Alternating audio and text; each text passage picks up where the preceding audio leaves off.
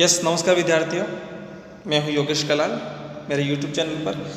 आज हम जो पढ़ने वाले हैं क्लास में BA सेकेंडरी की क्लास में पेपर नंबर 2 है जो आर्थिक भूगोल, ठीक है। उसमें आपको यहाँ स्क्रीन पर आपको टॉपिक दिख ही रहे होंगे। प्रमुख जल, स्थल व वायु परिवहन मार्ग के बारे में आज हम देखने वाले हैं, ठीक है। तो हम शुरू कर देते हैं क्लास आज की। तो सबसे पहले हम बात करेंगे परिवहन मार्ग। क्या होता है परिवहन मार्ग? तो परिवहन का मतलब क्या होता है? एक स्थान से दूसरे स्थान पर। ये मैं पिछली क्लास में भी बता चुका हूँ, ठीक है। तो जैसे बात बता दूँ, कुछ बातें इसके बारे में मैं आपको विस्तृत रूप से समझाऊंगा। पृथ्वी तल पर प्राकृतिक, आर्थिक, सामाजिक, राजनीतिक एवं सांस्कृतिक दशाएं समान नहीं पाई जाती। क्या होता है? समान नहीं होती कहीं भी, आपको सब में विभिन्नता मिलेगी, अलग अलग मिलेंगे, ठीक है। तो मुख्य रूप से भौतिक तत्वों में क्या होते हैं? असमानता अधिक पाई जाती है। यह विषमता में ही विभिन्न प्रकार के परिवहन मार्गों के विकास में क्या होती है? सहायक होती है या बाधक भी होती है। अगर यही चीज़ फायदेमंद है तो यही चीज़ क्या है? आगे के लिए रुकावट भी है, ठीक है। जैसे जलीय मार्गों में अधिकता पाई जाती है। इन क्षेत्रों में परिवहन का मुख्य साधन जलमार्ग में होता है।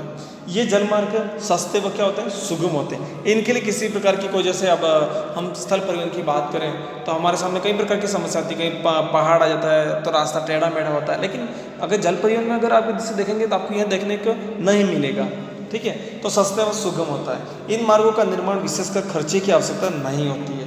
और जहाँ कठोर धरातल पाया जाता है वहाँ जल की कमी पाई जाती है, तो वहाँ स्थल मार्ग का विकास नहीं होता है। अगर जैसे हम बात करें कि यहाँ पर कठोर धरातल पाया जाता है, जहाँ जल की कमी पाई जाती है, वहाँ स्थल परिवहन का विकास होता है। क्या होता है? स्थल परिवहन। जैसे हमारे राजस्थान में देखोगे कहीं भी आपको क्या दिखेंगे? सड़कें दिखेंगी, ठीक है। तीसरी बात करते हैं परिवहन का प्रमुख है, वो है वायु मार्ग। मुख्यतः उन्हीं भागों में विकसित होता है जहाँ देश विकसित अवस्था में, क्या है? विकसित अवस्था में, उच्च और विकासशील अवस्था में, और अविकसित देशों में वायु परिवहन का जैसे जहाँ कुछ विकास ही नहीं हुआ है वहाँ पर ये वायु परिवहन मार्ग आपको देखने को नहीं मिलेगा, ठीक है। अब हम बात करते हैं परिवहन के प्रकार कितने हैं, ठीक है। तो ये अब मैं बात करूँगा परिवहन के प्रकार, ठीक है। परिवहन के प्रकार के बारे में हम बात करेंगे।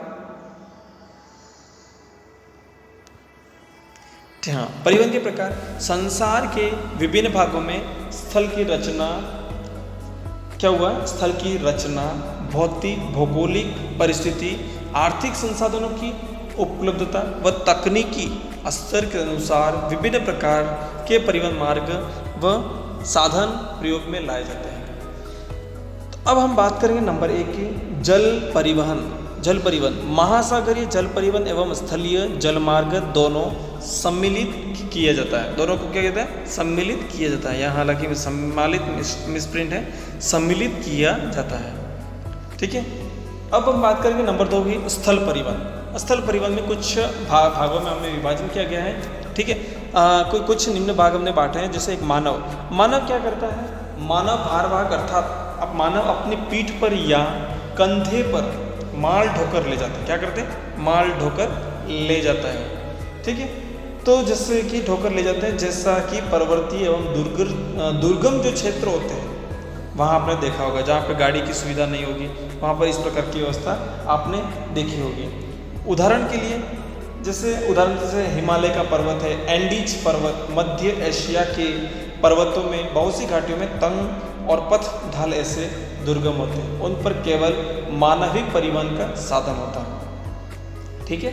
नंबर 2 की बात करेंगे, पशु। ऊंट, खच्चर, गधों का व्यक्तिगत रूप से प्रयोग होता है। जैसे बैल, घोड़ा आदि का, जैसे बैलगाड़ी का प्रयोग होता है, घोड़ा से घोड़ा गाड़ी का प्रयोग होता है। ऊंट, खच्चर, जैसे आपने भारत में अमरनाथ यात्रा या जम्मू कश्मीर की कुछ इलाकों में आपने देखा होगा, आज भी वहाँ पर गधों और ऊँटों का ही प्रयोग होता है। ऊँटों का हालांकि नहीं होता है, ऊँटों का रेगिस्तान के जो भाग है वहाँ पर प्रयोग होता है, ठीक है। तो ये तो हमने बताया पशु के बारे में। अब मैं बात करूँगा सड़क परिवहन। सड़क परिवहन, इसके अंतर्गत ग्रामीण, राज्य व राष्ट्रीय, अंतर्राष्ट्रीय सड़क मार्ग में कच्ची सड़कों से लेकर पक्की सड़कों तक सम्मिलित होती है, ठीक है। ये हो गया आपका सड़क परिवहन।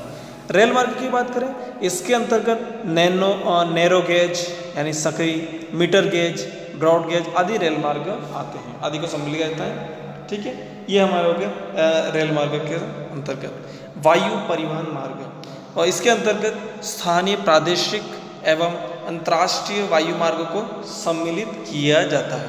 ठीक है, ये हमारे हो गए परिवहन के कितने प्रकार होते हैं, मैंने आपको इसके अंतर्गत आपको बता दिया।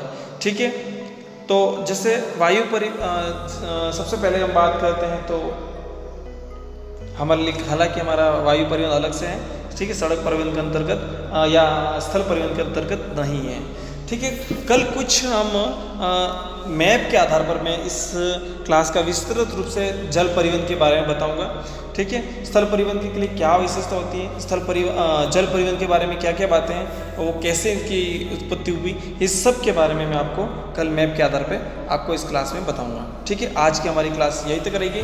धन्यवाद।